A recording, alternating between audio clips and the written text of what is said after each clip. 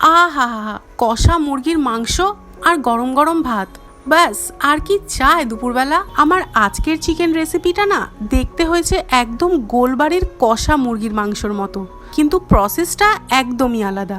রোজকার ওই ঘরোয়া মাংসের ঝোল বা চিকেন কারি খেতে খেতে মুখে একদম শ্যাওলা পড়ে গেছে, তাই ভাবলাম আজকে একটু অন্যরকম কিছু করি। নুন, লঙ্কা গুঁড়ো, হলুদ গুঁড়ো দিয়ে মাংসটাকে ভালো করে ম্যারিনেট করে নিতে হবে। তারপর পেঁয়াজ কুচিগুলো একদম ডার্ক ব্রাউন করে ভেজে নিতে হবে।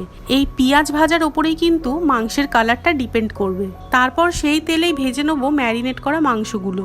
এরপর টমেটো বাটা, আদা রসুন বাটা আর গুঁড়ো মশলার যেই পেস্টটা করে রেখেছিলাম, সেই পেস্ট ভেজে রাখা পেঁয়াজ আর মাংসগুলো দিয়ে ভালো করে কষিয়ে নেব। তারপর সামান্য একটু জল দিয়ে ভালো করে ফুটিয়ে নিলেই রেডি হয়ে যাবে আমাদের আজকের অন্যরকম ঝাল ঝাল চিকেন রেসিপি। দেখতে যেমন লোভনীয়, খেতেও তেমন টেস্টি।